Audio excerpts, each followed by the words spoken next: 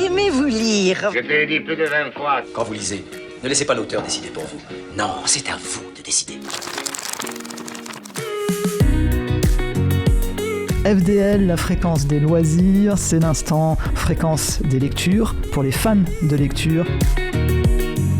Aujourd'hui, c'est la chronique bande dessinée présentée par Françoise.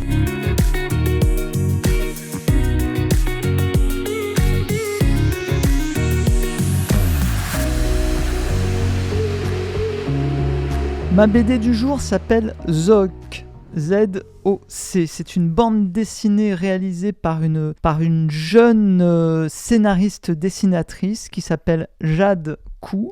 Elle est au scénario, au dessin et à la couleur. Et oui, c'est elle toute seule qui a tout fait dans cette bande dessinée. Jade Ku, alors je vais vous en parler un petit peu. Je ne sais pas grand-chose à son sujet, je n'ai pas trouvé beaucoup d'informations parce qu'elle est assez jeune. Elle est née en 1998 à Fontainebleau. Elle a 24 ans. Il faut dire que c'est sa première bande dessinée, donc c'est vrai qu'elle est pas très connue, hein, bien sûr. Mais vous allez voir qu'elle tend à être connue. Elle suit, je crois même qu'elle finalise des études de cinéma, d'animation, si ce n'est qu'elle les a peut-être déjà finies depuis quelques temps, parce que mes sources sont un peu anciennes. Donc elle a fait, on va dire, des études de cinéma, d'animation à l'école des Gobelins, et elle a fait surtout des études principalement comme layout artiste. Alors l'école des Gobelins, c'est une école publique. Elle forme au métier de la photographie, de la communication, de la vidéo et aussi des jeux vidéo d'ailleurs.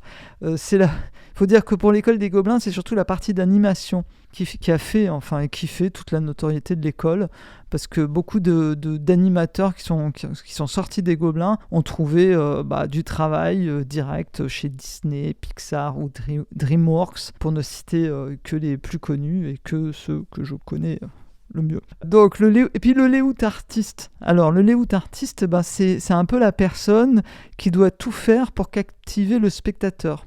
Dans un film d'animation, il analyse le découpage des plans du film, définit le cadrage, les mouvements de la caméra. Bon, c'est technique, donc je vais pas tout développer de ce métier, mais bien sûr, c'est une personne qui doit être créative, rigoureuse. Voilà, pour ceux que ça tente, au moins ils sauront. Donc revenons à Jade Ku. Elle a finalisé donc son cursus dans cette école avec un superbe film. C'est pour ça que je vous en parle aussi, de cette époque-là, de son époque à elle. C'est un superbe film visible sur un film d'animation. Attention, c'est un superbe film d'animation visible sur Internet qu'elle a réalisé en équipe, j'imagine, avec sa promotion et en fin d'année de l'école des Gobelins. Le court-métrage s'appelle Colza, comme le colza, tout simplement.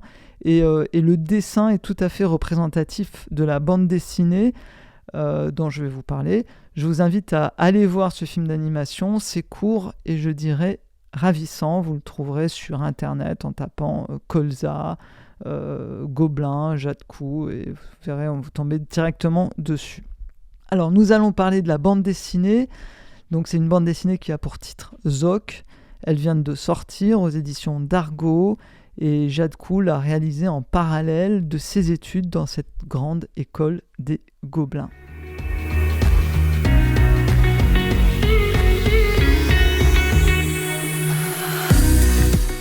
Il y a des BD, vous les ouvrez pour les feuilleter et puis vous commencez à les lire et là, je ne sais pas si ça vous est déjà arrivé, vous ne pouvez plus vous arrêter. Eh bien, c'est ce qui m'est arrivé avec la BD qui nous intéresse aujourd'hui, Zog de Jade Ku.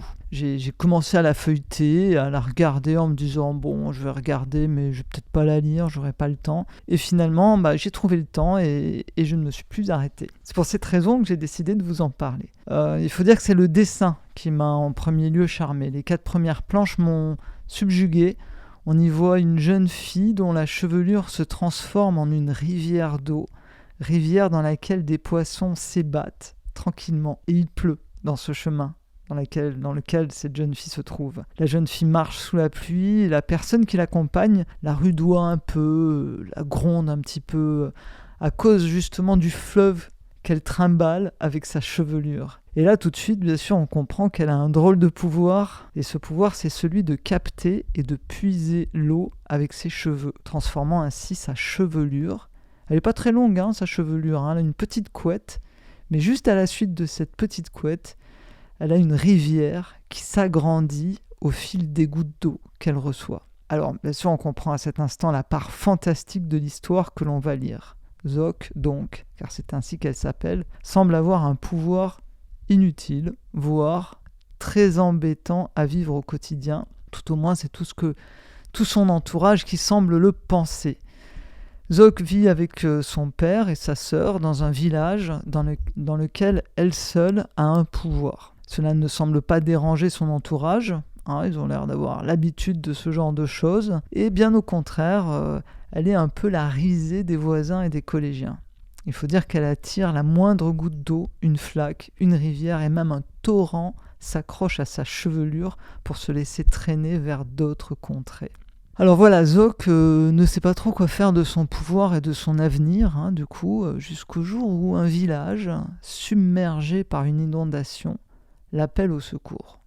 Elle décide bien sûr de les aider. Et que va-t-elle faire pour les aider ? Eh bien, elle va évacuer l'eau. Mais voilà, où déposer toute cette eau que Zoc va traîner avec sa chevelure ? Et là, Zoc va réaliser toute la difficulté à se débarrasser de son fardeau jusqu'à sa rencontre avec Kael. Kael, c'est un autre petit garçon qu'elle va croiser alors qu'elle est seule sur le chemin avec sa chevelure traînant derrière elle, sa rivière, son fleuve d'eau. Donc elle croise ce jeune garçon, Kael, qui lui a un pouvoir bien différent. Lui, il a le pouvoir de prendre feu au contact des gens qui souffrent. Dès qu'il touche une personne qui a un souci, qui souffre, qui est malheureuse, lui, il prend feu, quoi. C'est bizarre, mais c'est comme ça. Et alors ces deux-là, bien sûr, ils vont bien s'entendre et trouver ensemble un moyen de résoudre leurs problèmes. Parce que prendre feu, alors déjà traîner de l'eau derrière sa chevelure, c'est quand même un peu ennuyeux, mais alors prendre feu à chaque fois qu'on serre la main d'une personne qui est pas très en forme ou qui est malheureuse, c'est quand même très ennuyeux. Donc ils vont transformer un pouvoir solitaire en un bienfait mutuel. Alors bien sûr, je ne vais pas vous raconter, vous savez, je ne spoil pas, mais ils vont vraiment tous les deux bien trouver leur compte. Alors l'univers de cette bande dessinée est très doux, je dirais même enchanteur. C'est un conte, l'histoire est comme une promenade, c'est reposant. Et les personnages qui entourent nos héros sont à la fois bienveillants et responsables. Dans cette BD, tout est quiétude et serein. Même les villageois mécontents sont sans excès. Il n'y a pas de tension dans l'histoire, on est porté avec douceur vers une conclusion charmante et pleine d'émotions.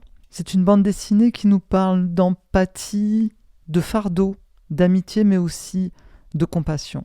Le dessin, lui, il est comme l'histoire. Je dirais, alors, au niveau vocabulaire, je dirais soyeux. Est-ce qu'on peut dire soyeux ? Un dessin qui est soyeux ? Oui, il est soyeux, apaisant.